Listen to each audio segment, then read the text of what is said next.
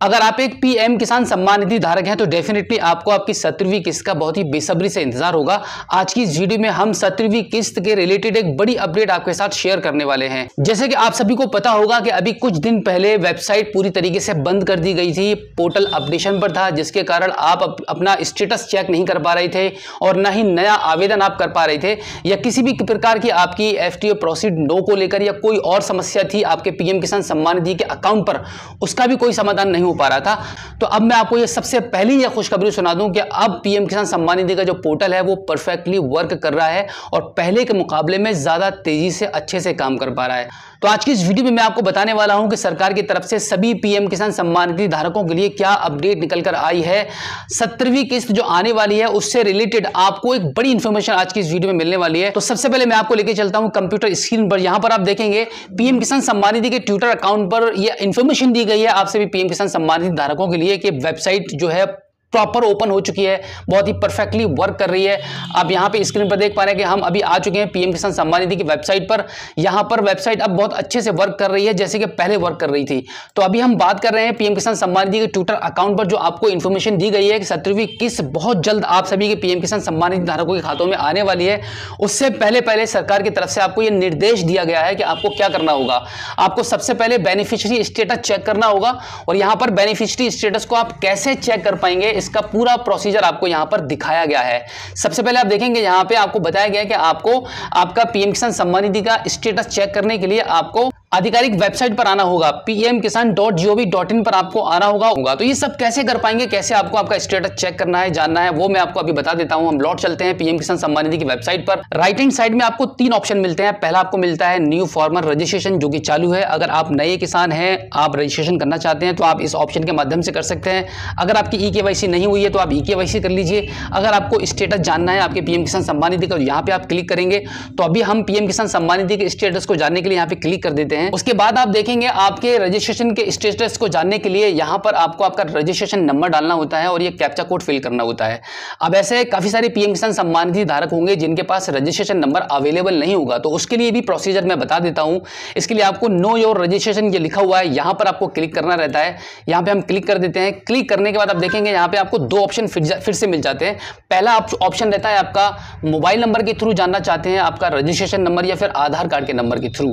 तो यहां पर हम सबसे आसान जो रहेगा वो हमारा मोबाइल नंबर के थ्रू ही रहेगा।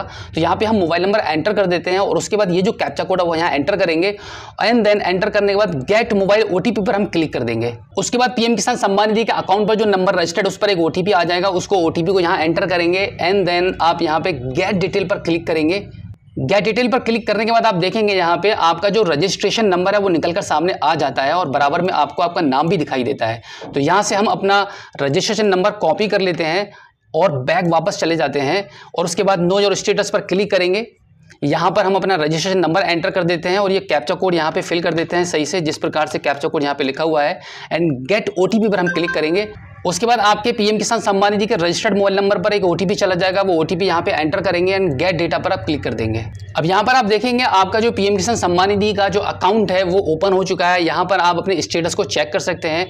अब यहाँ पे देखिए सबसे पहले जो देखने वाली चीज होती है वो रहता है आपका एलिजिबिलिटी स्टेटस। तो एलिजिबिलिटी स्टेटस पर आपको क्लिक करना होगा। एलिजिबिलिटी स्टेटस पर क्लिक करने के बाद आप देखेंगे आपकी कुछ डिटेल्स यहाँ पे खुल के सामने आ चुकी है, जैसे कि लैंड सीडिंग आपका यस है, आधार सीडिंग भी यस है और आपका ईकेवाईसी भी यस है। तो यहां पर मैं आपको बता दूं कि आपके एलिजिबिलिटी स्टेटस को चेक करने का पर्पस ही यही रहता है कि आपको यहां पे ये तीनों चीजें चेक करनी है कि आपका लैंड सीडिंग यस है, आपका आधार सीडिंग यस है, आपका ईकेवाईसी हो रखा है कि नहीं। अगर इन तीनों में से कोई भी कमी आपको लगती है या फिर आपको ये लगता है कि लैंड सीडिंग पे आपका नो आ रहा है या आधार सीडिंग पर नो लिखा हुआ है, तो अब आपको आपकी इस समस्या का समाधान कराना पड़ेगा। बस यही बताया गया है सरकार की तरफ से कि आपको आपका स्टेटस बहुत जल्दी चेक कर लेना है, जिससे कि 17वीं किस्त जितनी जल्दी सरकार की तरफ से आपको भेजी जाएगी उतनी ही जल्दी आपको ये पैसा मिल भी पाए। तो अभी आप स्क्रीन पर देख लीजिएगा, यहाँ पर तीनों चीजें आपकी यस अभी आ रही हैं। बाई चांस अगर यहाँ पर लैंड सीडिंग नहीं रहता है तो आपको तहसील जाना पड़ेगा आपकी लैंड सीडिंग सही कराने के लिए। आधार सीडिंग आपका नो रहता है तो उसके लिए आपको आपकी बैंक में जाना पड़ेगा।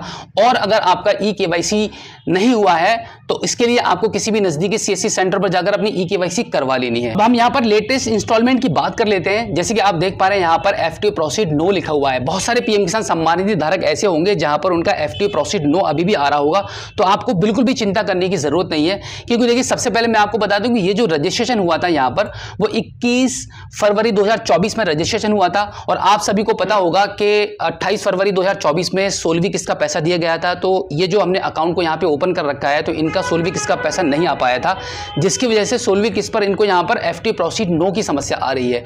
तो अगर आपको भी ऐसी कोई समस्या है तो एक बार आप देख लीजिएगा। एफटीओ प्रोसीड अगर नो है आपका 16वीं किस्त पर, तो बिल्कुल भी चिंता करने वाली बात नहीं है, क्योंकि यहाँ पे आपका तीनों चीजें यस थी। आपका ई-केवाईसी, लैंड सीडिंग और आपका आधार सीडिंग यहाँ पे यस था। तो इसका मतलब आपके पीएम किसान सम्मान निधि अकाउंट पर कोई भी समस्या नहीं है। अगर हम बात करें एफटीओ प्रोसीड को लेकर, तो देखिए एफटीओ प्रोसीड नो आपका ये तब तक रहेगा जब तक कि अगली किस्त नहीं आएगी। अगली किस्त के आने के जैसे ही अगली किस्त आएगी और सरकार के द्वारा आप सभी की लिस्ट बनाई जाएगी कि कितने कितने पीएम किसान सम्मान निधि धारकों को कितना कितना पैसा डाला जाएगा, उसके हिसाब से लिस्ट बनेगी। और उसके यानी कि 17वीं किस्त के आने से 10 या 15 दिन पहले यहां पर आपका पेमेंट प्रोसीड हो जाएगा और आपका जो एफटीओ प्रोसीड नो है वो यहां पर आपका डेफिनेटली यस हो जाएगा। तो बस इतना ही आपको देखना है, जिससे कि आपको ये आइडिया लग जाए कि आपके पीएम किसान सम्मान निधि अकाउंट पर कोई प्रॉब्लम है कि नहीं है। आप यहां पे देखेंगे, जैसे कि अभी मैंने आपको बताया था कि एलिजिबिलिटी स्टेटस आपका बिल्कुल परफेक्ट है, कोई प्रॉब्लम नहीं है। तो फिर आपको एफटीओ प्रोसीड नो को लेकर कुछ भी टेंशन नहीं करना है। 17वीं किस्त तक का आपको वेट करना है और पैसा आपके अकाउंट में आ जाएगा। तो उम्मीद करता हूं कि आज की इस वीडियो में जो जानकारी मैंने आपको दी है, आई होप आपको काफी अच्छी लगी होगी। अगर आप पहली बार हमारे स्मार्ट शॉप यूट्यूब चैनल पर आए हैं और अभी तक आपने हमें सब्सक्राइब नहीं किया है, तो प्लीज एक बार सब्सक्राइब जरूर कीजिए और बेल आइकन को प्रेस कीजिएगा। तो चलिए दोस्तों, मिलते हैं आपसे किसी और एक अगली वीडियो में एक नई जानकारी के साथ, एक नई अपडेट के साथ और एक नए जोश के साथ। तब तक के लिए जय हिंद।